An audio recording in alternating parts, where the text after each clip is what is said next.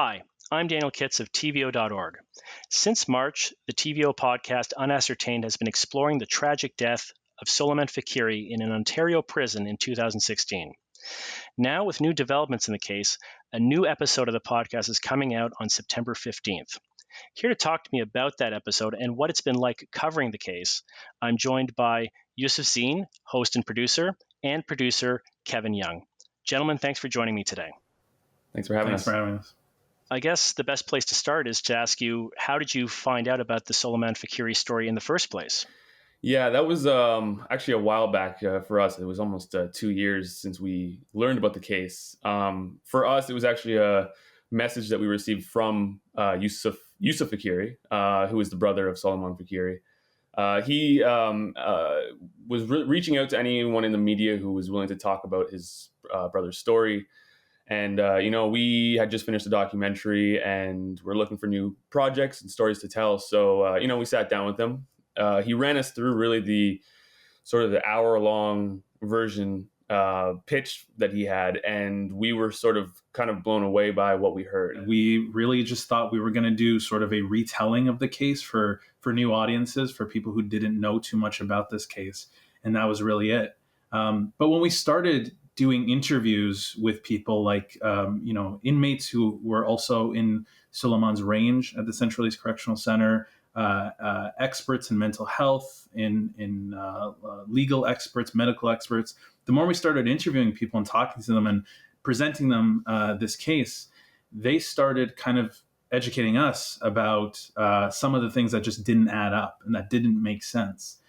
And so that sort of led us on the road to sort of obsessively digging into this case. And, we read through, thousands of pages of police reports and emails and medical records and documents, really looking for these answers. And I think the more and more we kept digging, the more and more questions we kept having, we never were coming to any answers, and everything just seemed unclear.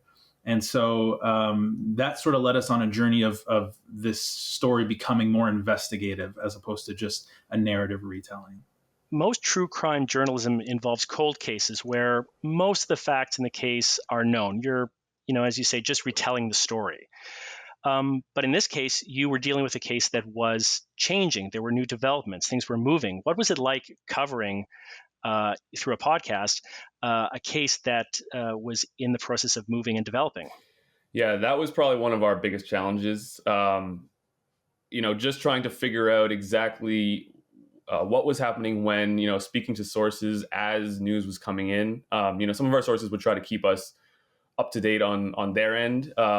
So, we would receive calls at different times of the day, sometimes throughout the night. And, it was really trying to just keep up with the news. But we also knew that we were also retelling the story mixed with all this new information. So, we really focused in on the story that we needed to tell and would just add in things as it would come. Now, in the spring, you interviewed Chief Forensic Pathologist Michael Polanin and presented him with some of the information you'd learned.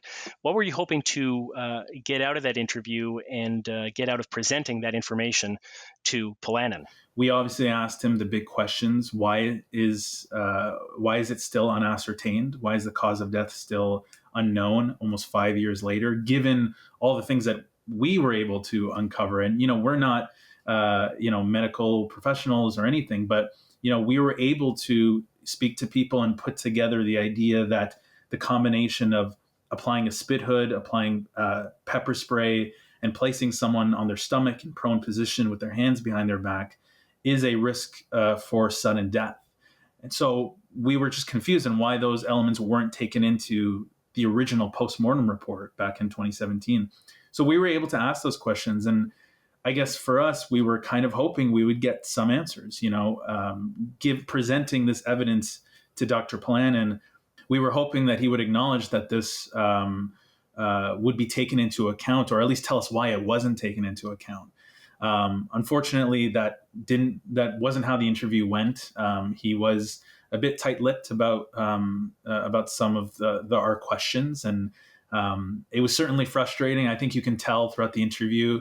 I was a little frustrated, and they kept sort of telling me that they're not going to go there. They're not going to answer this. So we really were, extremely frustrated by the end because we didn't really get the answers we wanted. But, to our surprise, a few weeks later, after the episode had aired, Dr. Polanin announced that he would be reviewing the case. So what was your reaction in August when Polanin declared that he had ruled Faqiri's death was the result of the actions of correctional officers, and he referred the case back to the OPP for the third time? Honestly, the OPP opening the case for the third time, we were told was almost unheard of in Ontario, if not Canada. So that was probably the initial surprise for us. But going back to the report, it was a relief that we are finally seeing a lot of this information that we had been sitting here night after night reading and going, why is this not included in the original postmortem report? I think for us now it's a relief knowing that information now being in that document will be taken forward to the coroner's inquest, where recommendations and a jury will hear all of it to make more decisions and recommendations. Now you have a new episode coming out on September 15th. What can listeners expect to hear in that episode?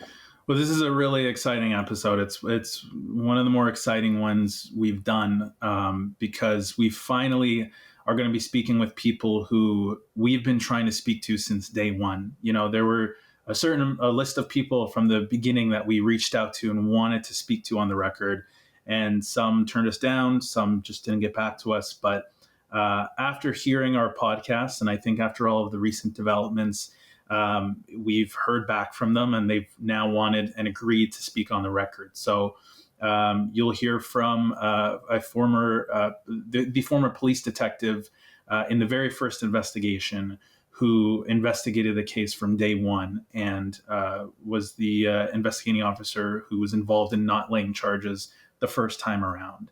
And you'll also hear from a lawyer representing two of the managers who were let go from the Central East Correctional Center, who were involved in the Soleiman's restraint. And so we're finally going to hear a perspective from the other side and find out why no charges were laid, why the correctional officers and managers chose the actions they did that day, and what happened in that cell. And hear the other side of the story for the first time. Well, Yusuf Zine and Kevin Young, thank you so much for taking a bit of time out of your day to talk to me. I really appreciate it. Thank you so much. Yeah, Daniel. thank you.